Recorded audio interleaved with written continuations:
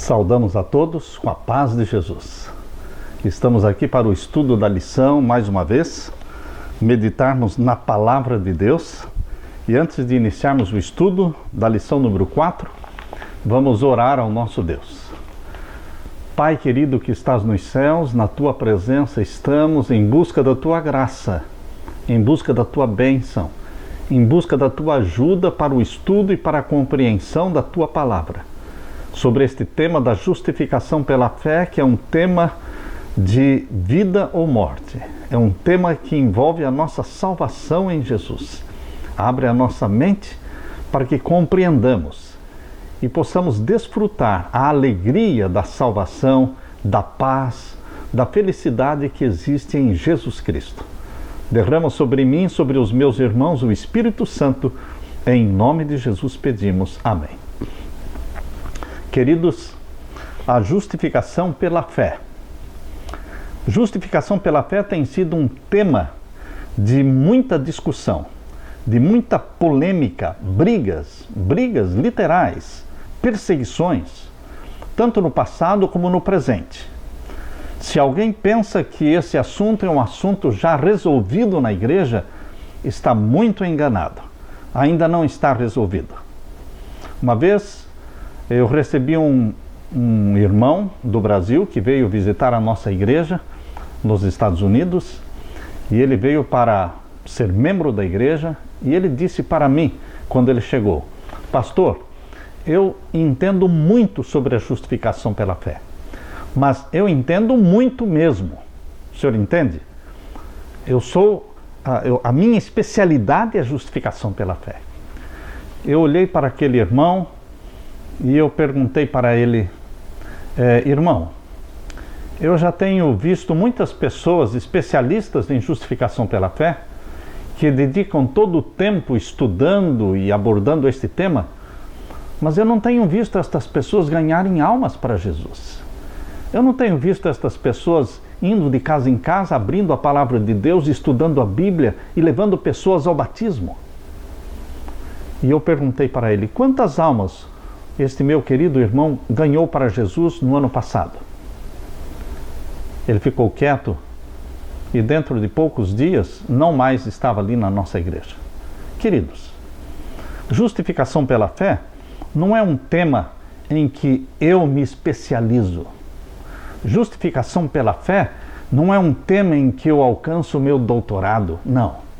Justificação pela fé é aquilo que humildemente aos pés de Jesus aprendemos que somos pecadores, não merecedores da graça, não merecedores da salvação, mas humildemente aos pés de Jesus confessamos os nossos pecados e desfrutamos a paz e a alegria da salvação que só Jesus pode dar. Descansamos nos braços de Jesus, confiando que o que Ele fez por nós, por mim e por você, na cruz do Calvário, foi todo suficiente para perdão dos nossos pecados. Sim, justificação pela fé é um tema de salvação, que envolve sim a nossa salvação. Satanás, ele é especialista em pegar temas que são bíblicos, temas sagrados, e fazer com que estes temas consumam todo o nosso tempo, toda a nossa energia, que não tenhamos tempo para buscar os perdidos, que não nos sobre tempo nenhum para ir de casa em casa estudando a Bíblia com as pessoas. Queridos, a justificação pela fé, quando ela é entendida e quando você desfruta a justificação pela fé, isto aparece na sua vida porque você fica contagiado pelo amor de Jesus Cristo, pela graça de Jesus Cristo, e você sai de casa em casa, você marca para estudar a Bíblia regularmente com as pessoas, semana após semana. Durante o tempo em que eu fui presidente de campo no Brasil, por quase 6 anos, queridos, todo sábado à tarde, eu tinha no meu office, no meu escritório, uma classe de estudos bíblicos com pessoas não adventistas. E toda segunda-feira à noite, era uma noite também que eu dedicava para ir à casa das pessoas para estudar a Bíblia com elas. E um dia minha filha perguntou para mim: pai, o senhor pensa que o senhor é obreiro bíblico da da associação ou da missão, o senhor não é o obreiro bíblico, o senhor é o presidente. Eu disse, filha, eu sei, eu sou o presidente. E o estudo bíblico que eu dou nos sábados à tarde e também na segunda noite, esta é uma missão que o meu pai me deu. Uma missão que meu Deus me deu, de partilhar com os outros a salvação em Jesus. Mostrar que Jesus Cristo salva.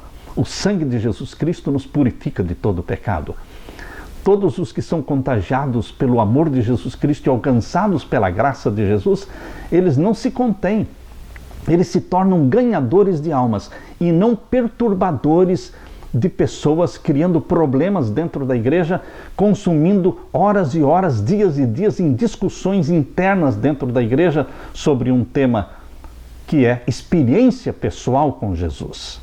Sim, meus queridos, qualquer tema, mesmo que seja bíblico ou sagrado, que nos desvie da missão que o Pai nos deu de usar nossa vida para alcançar almas para Jesus e preparar um povo para a volta de Jesus, qualquer tema que nos desvie da missão do nosso Pai, consumindo nossa energia e nosso tempo, não vale a pena. Por isso, eu convido você para que se aprofunde na justificação pela fé, não para discussão ou para polemizar, mas para experimentar a alegria da salvação e partilhar isso com os outros, dia a dia, semana após semana. Na parte de domingo, a questão da justificação. A psicologia moderna ensina que quando você quer repreender uma pessoa, você deve começar primeiramente elogiando, destacando coisas positivas para ganhar o coração daquela pessoa e preparar a mente da pessoa para depois você dar uma advertência, uma repreensão. Queridos, Paulo, já lá no primeiro século da era cristã, dirigido pelo Espírito Santo, ele usava essa tática. Esse era o método de Paulo ao se aproximar das pessoas. Quando ele queria repreender, ele começava elogiando, falando bem, preparando a mente da pessoa. Por isso eu quero que você abra a Bíblia agora em Gálatas capítulo 2 e o verso 15. Gálatas capítulo 2 e o verso 15. Aqui nós lemos: nós somos judeus por natureza e não pecadores dentre os gentios. Paulo iria repreender os judeus judaizantes que confiam nas obras da carne. Então Paulo começou a falar bem dos judeus judaizantes. E ele mesmo se incluiu dizendo nós somos. Ele não disse você é. Ele disse nós somos judeus por natureza e não pecadores dentre os gentios. Essa abordagem agradou os judeus judaizantes. Por quê? Porque eles tinham na mente a ideia de que eles eram especiais para Deus, não tidos como pecadores, mas sim os gentios eram uma classe de pecadores. Queridos, e Paulo então se incluiu falando nós somos judeus, não pecadores como gentios. Isso agradou os seus opositores, mas em seguida veio então a repreensão. As palavras de Paulo devem ser entendidas no seu contexto, na tentativa de conquistar os judeus cristãos para o seu lado. Paulo começou com um raciocínio que eles aceitariam a tradicional distinção entre os judeus e gentios.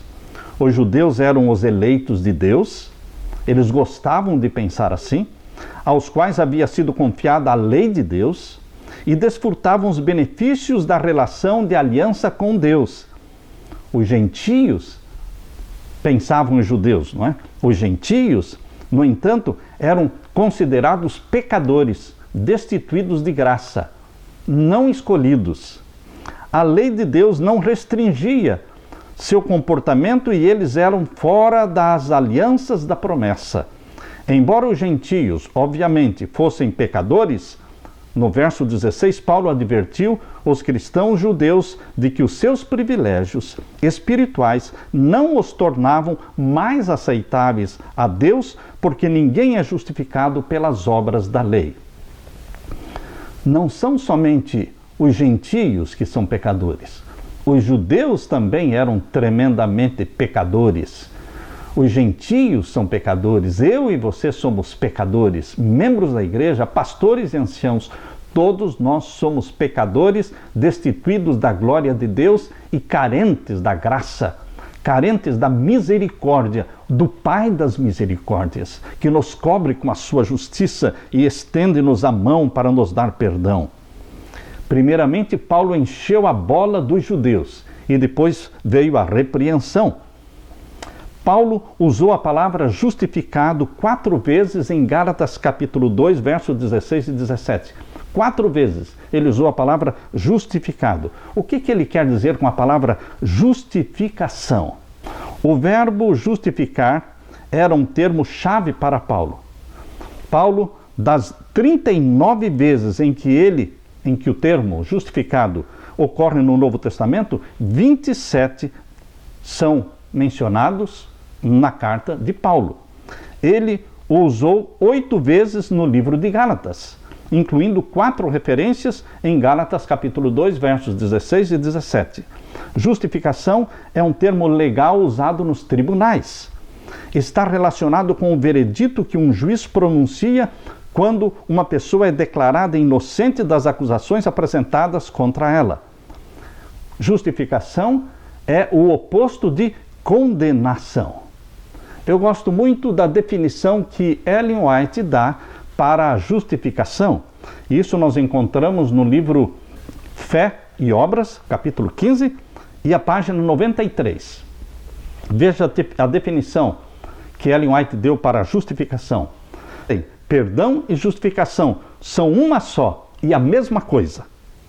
Pela fé em Jesus, o crente passa da posição de rebelde, de filho do pecado e de Satanás, para a posição de súdito leal de Jesus, não por alguma bondade que ele tem inerente a ele, mas porque Jesus o recebe como seu filho.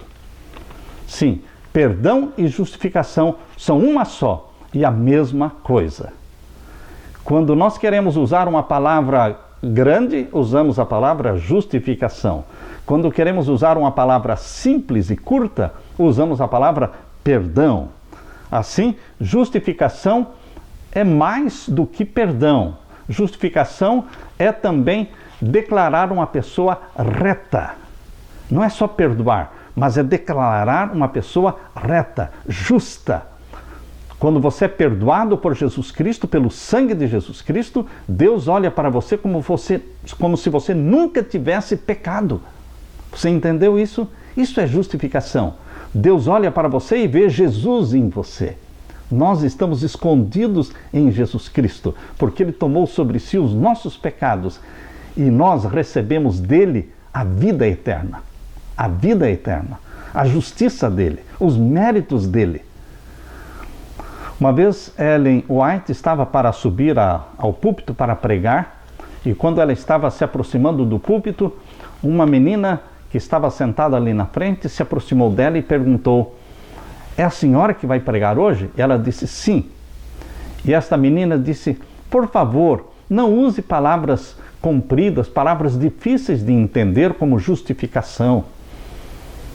E realmente, queridos, a palavra justificação pela fé, ela pode ser mais simples e compreendida de uma forma mais fácil se nós falarmos o perdão pela fé, o perdão por confiar no sangue de Jesus Cristo derramado por nós.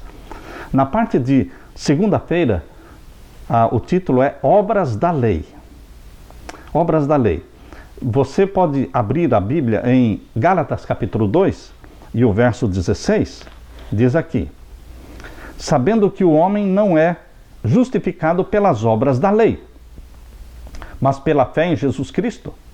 Temos também crido em Jesus Cristo para sermos justificados pela fé de Cristo e não pelas obras da lei, porquanto pelas obras da lei nenhuma carne será justificada." Há pessoas que dizem: "Não, aqui está falando da lei cerimonial. Aqui não está falando da lei dos 10 mandamentos." Queridos, Paulo não está especificando lei cerimonial e lei moral. Paulo está falando que ninguém pode ser salvo pela lei, nem pela lei cerimonial, nem pela lei moral. A salvação não é pelas obras da lei. A salvação não é pela obediência à lei. Mas que lei? Qualquer lei. A salvação é unicamente pela graça e pelo sangue de Jesus Cristo. Se fosse possível ser salvo pela lei, pelas obras da lei, não teria havido a necessidade de Jesus morrer na cruz. Mas o que era impossível para a lei, como disse lá em Romanos capítulo 8, abra sua Bíblia, em Romanos capítulo 8, aqui nós lemos, capítulo 8, e o verso 1 e 2, diz assim: porquanto agora nenhuma condenação há para os que estão em Cristo Jesus, que não andam segundo a carne, mas segundo o Espírito. Porque a lei do Espírito de vida em Cristo Jesus me livrou da lei do pecado e da morte. Porquanto o que era impossível à lei, fazer, que era salvar você, salvar a mim, visto como estava enferma pela carne, ela tinha sido transgredida, a lei foi quebrantada, Deus, enviando o seu Filho em semelhança da carne do pecado pelo pecado, condenou o pecado na carne. Cristo Jesus fez o que a lei não poderia fazer, nos salvar. Jesus é o Salvador. Jesus nos salvou sem anular a lei. Este é o ponto-chave do Evangelho do nosso Senhor Jesus Cristo. Ele não precisa anular a lei. Ele cumpriu os requisitos da lei, vivendo uma vida perfeita, obediência perfeita, sem nunca ter pecado, nem em pensamento, nem em inclinação. Por isso Jesus Cristo cumpriu as exigências da lei e morreu na cruz pelos nossos pecados, e não pelos pecados dele, mas pelos nossos pecados. Ele tem justiça para te dar, ele tem méritos para acreditar para você e para mim. Jesus Cristo fez o que a lei não pôde fazer, ou seja, ele foi nosso Salvador. Mas lógico, é óbvio que Jesus Cristo não destrói a lei, ele não anula a lei. Mateus capítulo 5 e os versos 17 e 18. Abra sua Bíblia. Aqui lemos: não cuideis que vim destruir a lei e os profetas, não vim abrogar, mas cumprir. Porque em verdade vos digo, verso 18, até que o céu e a terra passem, nenhum jota ou um tio se omitirá da lei, sem que tudo seja cumprido. Qualquer, pois, que violar um destes mais pequenos mandamentos e assim ensinar aos homens, será chamado o menor no reino dos céus. Aquele, porém, que os cumprir e ensinar, será chamado grande no reino dos céus. Jesus Cristo veio para cumprir, para obedecer à lei. Ele viveu em obediência à lei do Pai. O meu Pai, o seu Pai, é também o Pai de nosso Senhor Jesus Cristo. E ele cumpriu a lei do nosso Pai. Nos salvou da condenação da lei. Não há condenação para aqueles que estão em Cristo Jesus. Mas também Jesus Cristo não diz assim: eu salvei você, eu perdoei o seu pecado. Você pode continuar roubando, você pode continuar matando, você pode continuar desonrando pai e mãe. Jesus não age desta forma. Ele disse em João capítulo 14, verso 15, se me amardes, guardareis os meus mandamentos. Portanto, queridos, Jesus salva, Jesus perdoa, Jesus nos cobre com a sua justiça, mas Jesus Cristo nos coloca aos pés no caminho da obediência e não no caminho da desobediência. Louvado seja Deus por isso, queridos. Então, queridos, aqui nós lemos na parte de segunda-feira a expressão as obras da lei. Provavelmente envolvia todos os requisitos encontrados nos mandamentos dados por Deus por intermédio de Moisés, sejam a lei moral ou a cerimonial. O raciocínio de Paulo é que não importa o quanto nos esforcemos para seguir e obedecer à lei de Deus, nossa obediência nunca será suficientemente boa para que Deus nos justifique, para que nos declare justos diante dele. Isso porque sua lei exige absoluta fidelidade de pensamento e ação, não apenas por algum tempo, mas o tempo todo. E não apenas a alguns dos seus mandamentos, mas a todos eles. E isso só Jesus fez.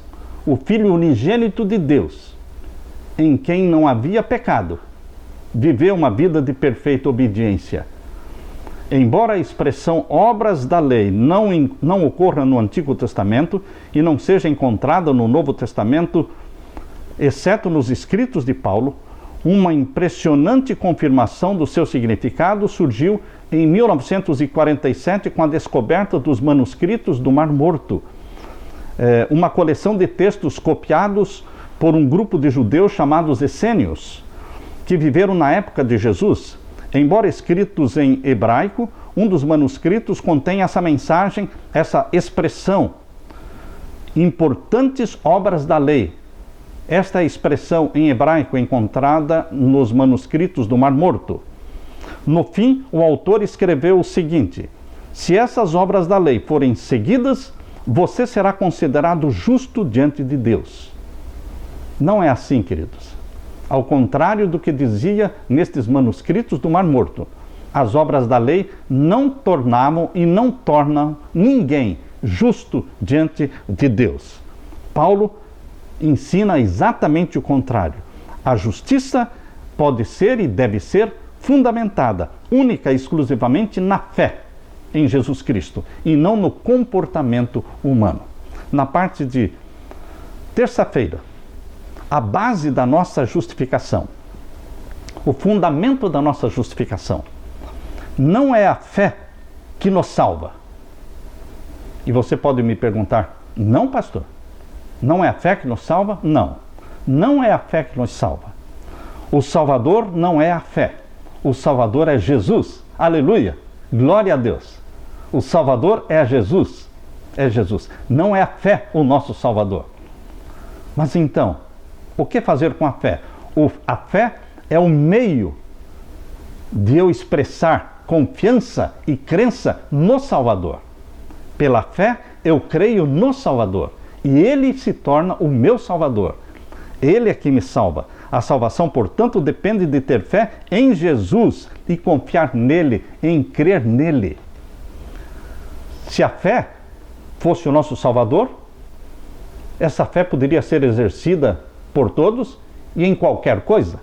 Mas veja, a fé que nos leva à salvação não é uma fé em qualquer coisa. É a fé direcionada e concentrada em Jesus Cristo, como Filho de Deus, Cordeiro de Deus que tira o pecado do mundo. Essa é a base da nossa justificação. Jesus Cristo, sua morte na cruz como Cordeiro de Deus, sua ressurreição, sua ascensão ao céu e sua promessa de que em breve vai voltar.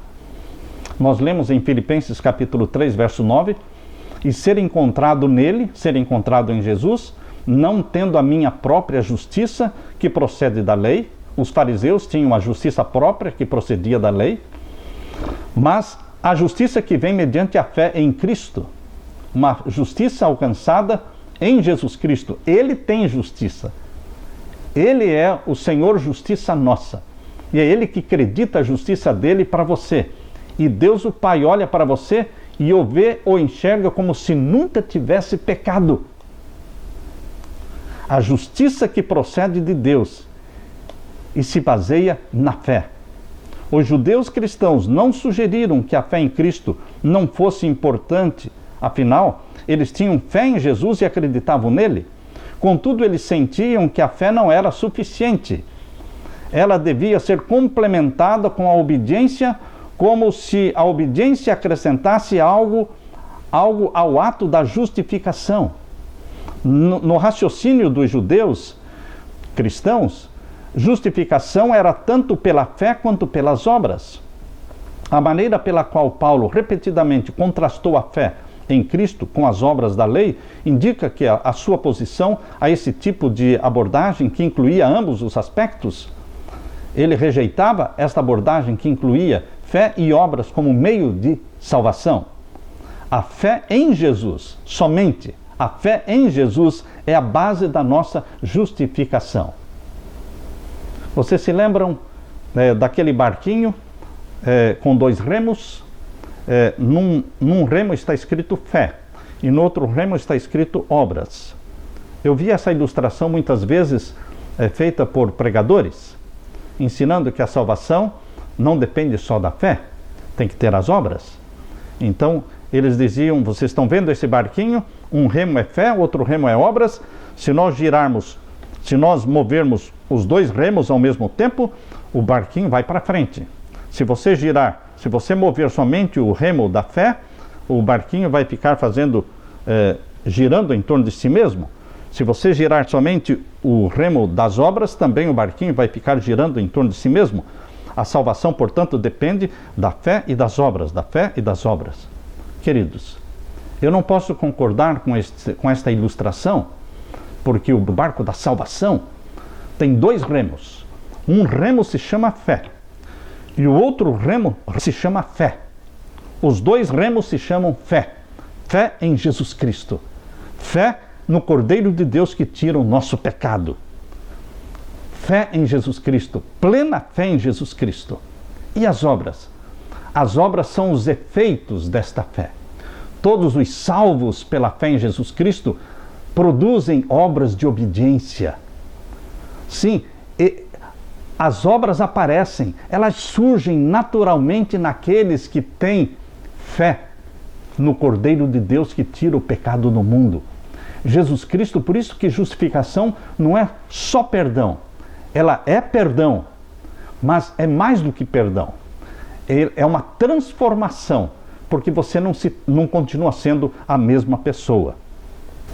A fé em si mesma não tem nenhum mérito. A fé é o meio pelo qual nos apegamos a Cristo. Eu gosto de uma comparação que existe na palavra de Deus, que quando você abre a Bíblia, aqui em Romanos capítulo 5, aqui nós lemos: sendo, pois, justificados pela fé, temos paz com Deus por nosso Senhor Jesus Cristo. Aqui diz Paulo que nós somos justificados pela fé. Fé, portanto, é o caminho que nos leva até Jesus. Mas o Salvador é Jesus, não é a fé. Justificados pela fé. Agora nós lemos no mesmo capítulo 5 de Romanos, capítulo 5 e o verso 9. Logo, muito mais agora, sendo justificados pelo seu sangue. Primeiro, no verso 1, ele diz justificados pela fé. No verso 9, ele diz justificados pelo seu sangue. Ora, queridos, por que nós somos justificados pelo seu sangue? O sangue é aquilo que existe dentro da fonte da graça.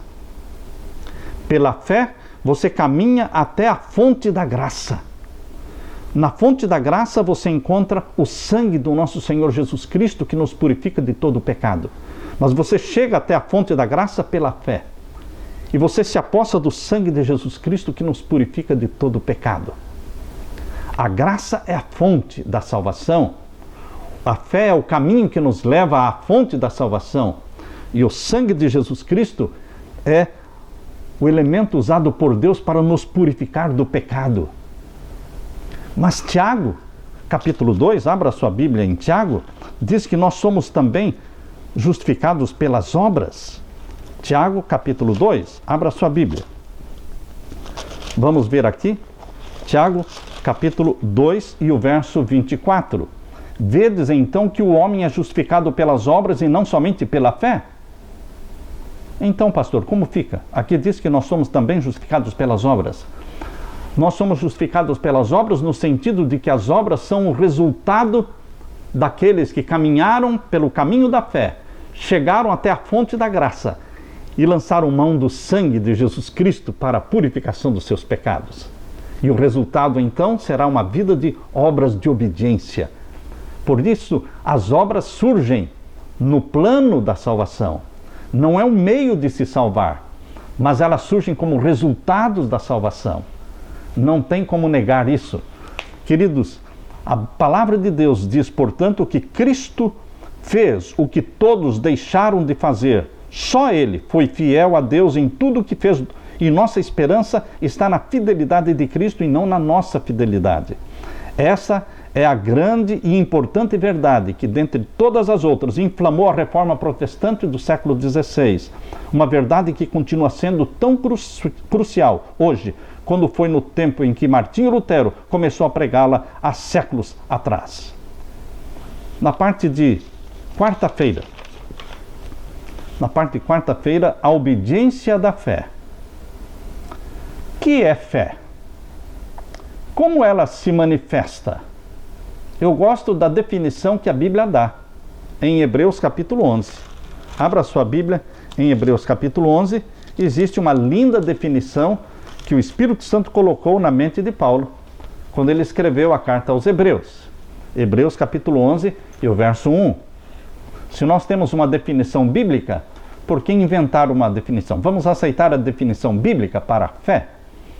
E Hebreus 11, 1 diz, ora, a fé é o quê? O firme fundamento das coisas que se esperam e a prova das coisas que se não veem.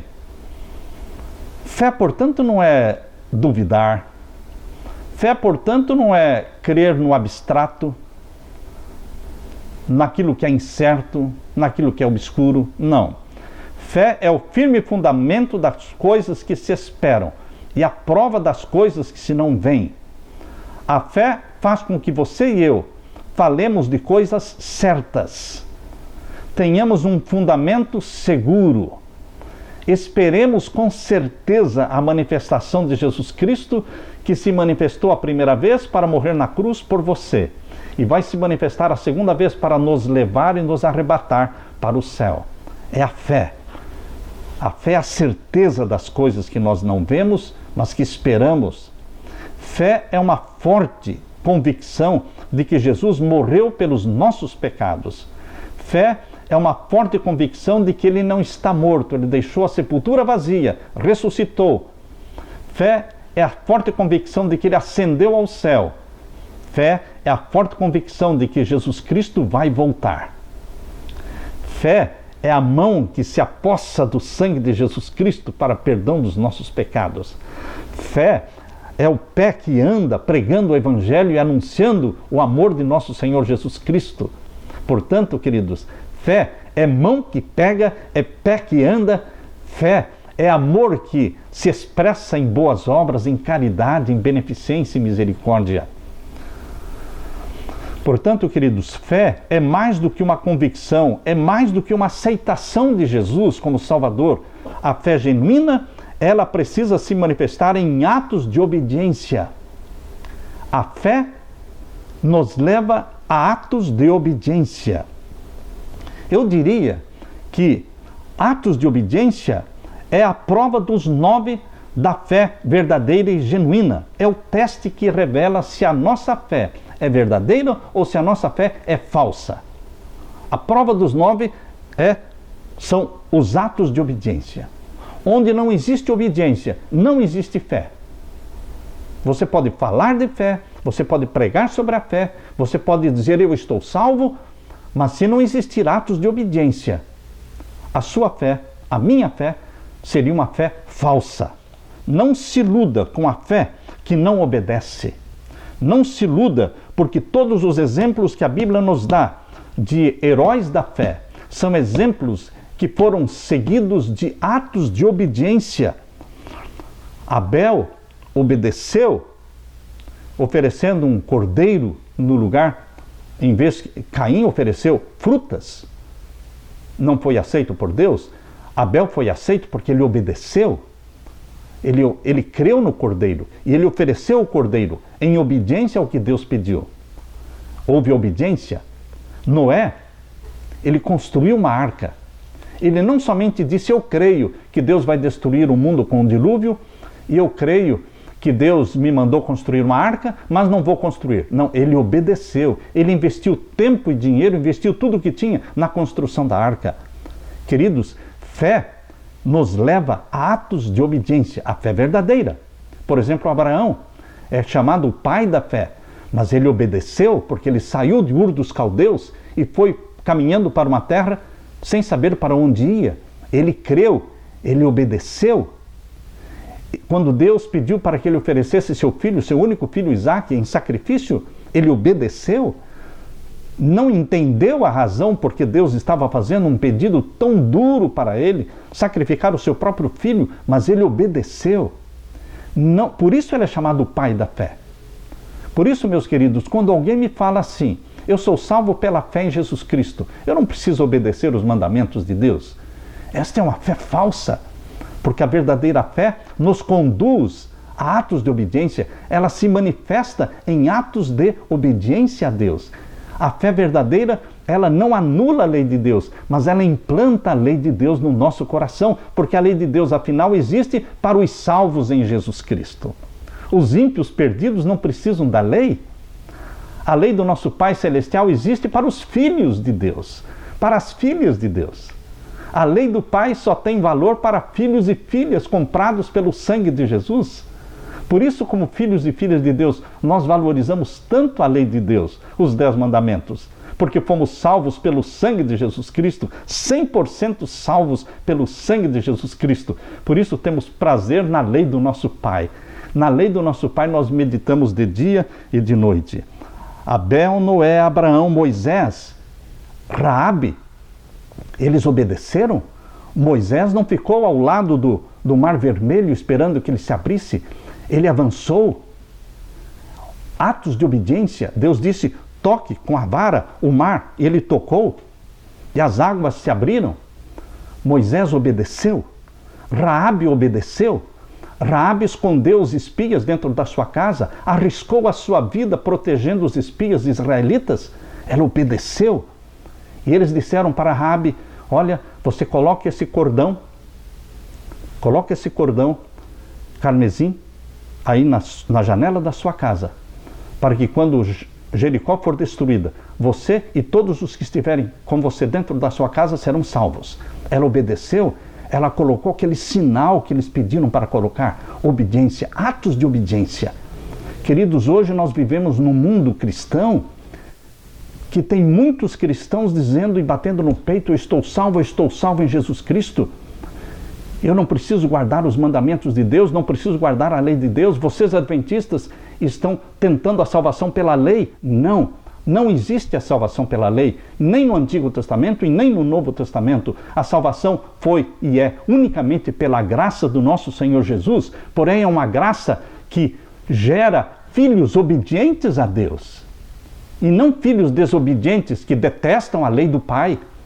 Filhos que detestam a lei do Pai não são filhos, são bastardos.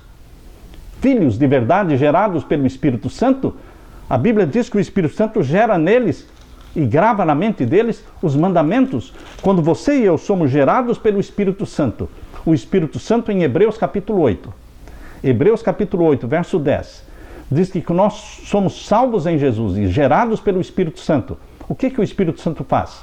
Hebreus capítulo 8, verso 10. Porque este é o concerto que depois daqueles dias farei com a casa de Israel, diz o Senhor. Porei as minhas leis no seu entendimento.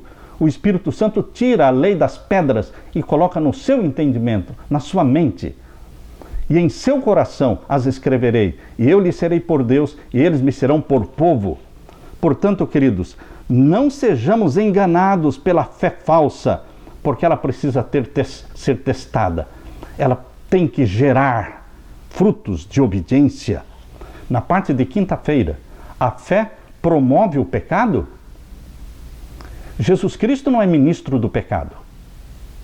Jesus Cristo não é ministro do pecado. Nós lemos aqui em Gálatas capítulo 2, abra sua Bíblia em Gálatas capítulo 2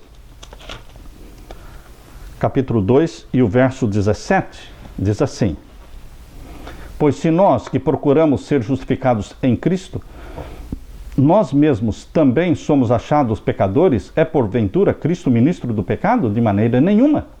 Cristo é ministro do pecado? Não. Jesus Cristo é ministro da justiça. Jesus é ministro da justiça e não do pecado. Ele perdoa o pecado, ele acaba com o pecado, ele esmagou a cabeça da serpente e ele destrói o pecado na sua vida e na minha vida. Em 1 João 3,4 diz que pecado é transgressão da lei. Portanto, quando Jesus entra na minha vida, na sua vida, ele destrói o pecado, ele apaga o pecado, deixa de existir o pecado na minha vida, na sua vida. Nós deixamos de transgredir a lei de Deus, porque Jesus não é ministro do pecado, ele é ministro da justiça, ele aplica em você a sua justiça e ele faz com que você siga o exemplo dele. Assim como ele obedeceu, você e eu também precisamos obedecer. 1 João, abra sua Bíblia em 1 João. A primeira carta de João, capítulo 2 e o verso 6. Diz assim: aquele que diz que está nele, em outras palavras, aquele que diz que está em Cristo, também deve andar como ele andou. Não é que Jesus andou na obediência, eu não preciso andar. Não é que Jesus tratou bem as pessoas, eu não preciso tratar. Não posso falar, Jesus lavou os pés dos discípulos, eu não preciso lavar. Não. Jesus disse, eu vos dei o exemplo, para que assim como eu vos fiz, façais vós também. Jesus foi obediente aos mandamentos do Pai, para que nós também sejamos obedientes. Mas eu não tenho poder para obedecer. Jesus Cristo me salva, gera em mim uma natureza santa através do Espírito Santo e me dá poder para obedecer. Todo o mérito é de Jesus. É Ele que me dá poder para obedecer. O perdão de Jesus Cristo não é um perdão vazio, é um perdão que vem carregado de poder do Espírito Santo, poder para obedecer, poder para viver em comunhão com Jesus Cristo. O perdão que em Jesus Cristo nós encontramos nos transforma em outras pessoas. Uma fé que deixe o pecador vivendo nos seus pecados seria uma fé irresponsável. A fé que deixa o pecador vivendo nos seus pecados é uma fé irresponsável. Uma fé irresponsável deixaria Zaqueu roubando das pessoas. Mas a fé que salva é uma fé operante que transforma. Zaqueu foi salvo pela fé em Jesus Cristo 100%. Mas qual foi o resultado? Ele devolveu o que ele roubou? Ele distribuiu sua riqueza aos pobres? A mulher adúltera que foi arrastada até Jesus Cristo para ser apedrejada, ela foi salva 100% pela fé em Jesus Cristo.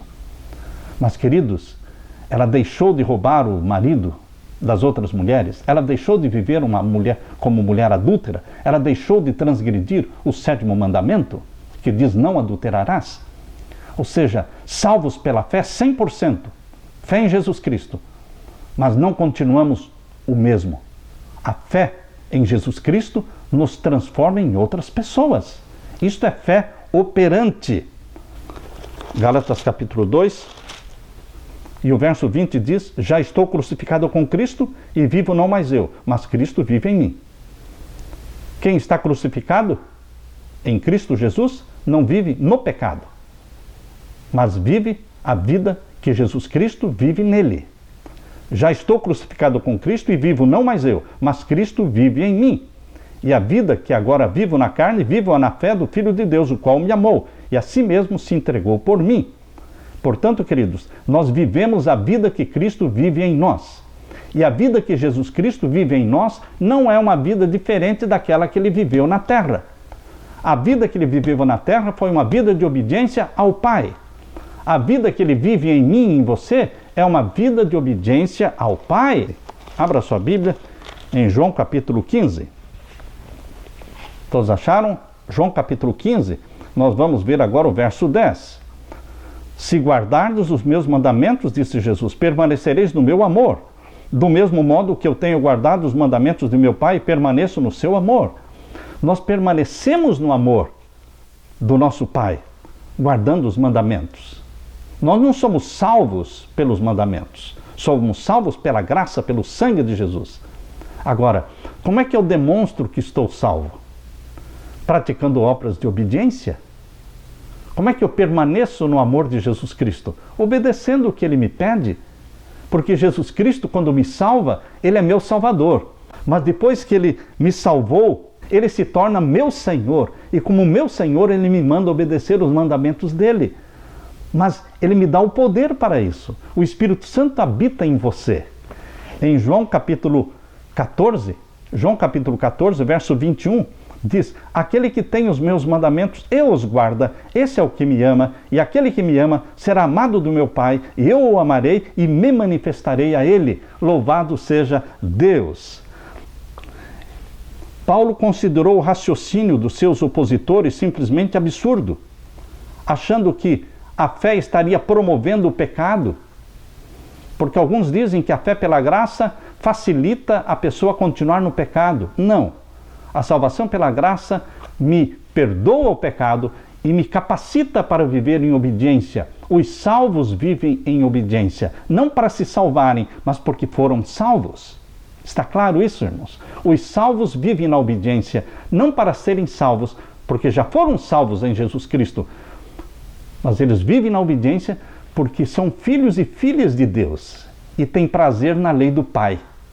O Espírito Santo grava esta lei na nossa mente, no nosso coração. Portanto, queridos, eu quero ler para vocês em Efésios capítulo 4, versos 22 em diante. Vejam a diferença. Eu costumo dizer que Jesus Cristo aceita você do jeito que você é. Isto é salvação pela graça. Jesus nos aceita do jeito que nós estamos, do jeito que nós somos. Pecadores, imundos, assim como o filho pródigo, quando voltou para casa, o pai o aceitou do jeito que ele estava, sujo, maltrapilho, rasgado, mal cheiroso. Mas a graça do nosso Senhor Jesus Cristo, que nos salva e que nos torna filhos de Deus, não nos deixa do jeito que estamos. Porque logo em seguida o pai do filho pródigo pediu para arrancar aquelas vestes sujas e vesti-lo com uma capa nova. Colocou o anel de honra na mão do filho e disse: regozijai-vos, porque meu filho estava morto e reviveu, estava perdido e foi achado. A graça divina nos aceita do jeito que estamos, mas a graça divina não nos deixa do jeito que estamos, ela nos transforma. Por isso, Paulo diz aqui em Efésios capítulo 4 e o verso 22 em diante. Aqui diz que quanto ao trato passado, vos despojeis do velho homem, que se corrompe pelas concupiscências do engano. Que velho homem? Que velha mulher é esta? A vida de pecados? Quem roubava não deve roubar mais? Quem matava não mata mais? Quem adulterava não deve mais adulterar? E é exatamente isso que Paulo desenvolve, este raciocínio aqui, a partir do verso 23. E vos renoveis no espírito do vosso sentido, e vos revistais do novo homem, que segundo Deus é criado em verdadeira justiça e santidade. O novo homem não quer estar ligado à vida de pecados do passado, mas o novo homem quer estar ligado à verdadeira justiça e santidade em Jesus. Isso é o que está no verso 24 de Efésios capítulo 4. Agora o verso 25. Pelo que deixai a mentira. Antes, o pecador é mentiroso, mas depois de se encontrar com Jesus Cristo e ser perdoado e ser transformado pela graça, ele deixa de ser mentiroso. Ou seja, pelo que deixai a mentira, diz aqui o verso 25, e falai a verdade, cada um com o seu próximo, porque somos membros uns dos outros. E agora o verso 27, não deis lugar ao diabo. Antes o velho homem e a velha mulher só davam lugar para o diabo.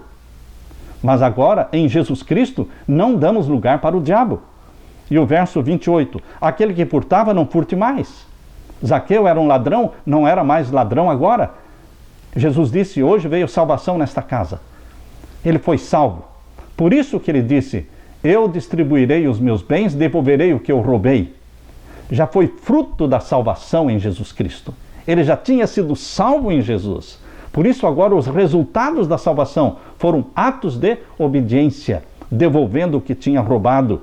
Aquele que furtava não furte mais, antes trabalhe fazendo com as mãos o que é bom, para que tenha com o que repartir, com o que tiver necessidade. Não saia da vossa boca nenhuma palavra torpe. Antes a linguagem era uma linguagem baixa, suja, agora não. Mas só a que for boa para promover a edificação, para que dê graça aos que a ouvem. E não entristeçais o Espírito Santo. Antes de conhecer Jesus, vivíamos como velhos e homens e mulheres pecadores, só entristecendo a Deus e o Espírito Santo. Mas agora renovados pela graça de Jesus, não devemos entristecer o Espírito Santo, no qual estáis selados para o dia da redenção. Toda amargura, e ira, e cólera, e gritaria, e blasfêmias, e toda malícia seja tirada dentre vós. Ou seja, nós deixamos da amargura, nós deixamos de lado a ira, a cólera, a gritaria e as blasfêmias. Tudo isso ficou na velha vida. E agora somos novas criaturas em Cristo Jesus. O Espírito Santo nos ensina que Deus nos aceita do jeito que nós estamos, mas Ele não nos deixa do jeito que nós estamos. Ele nos transforma em homens e mulheres, filhos e filhas do Pai Celeste, renovados pelo sangue de Jesus Cristo, salvos pela graça do nosso Senhor Jesus Cristo, e o Espírito Santo gera a natureza santa de Jesus em você. Que Deus derrame sobre você o Espírito Santo. Que em Jesus Cristo você e eu desfrutemos a alegria da salvação, esta vida nova em Jesus Cristo. Fique com a graça do meu Senhor Jesus. É a minha oração. Amém.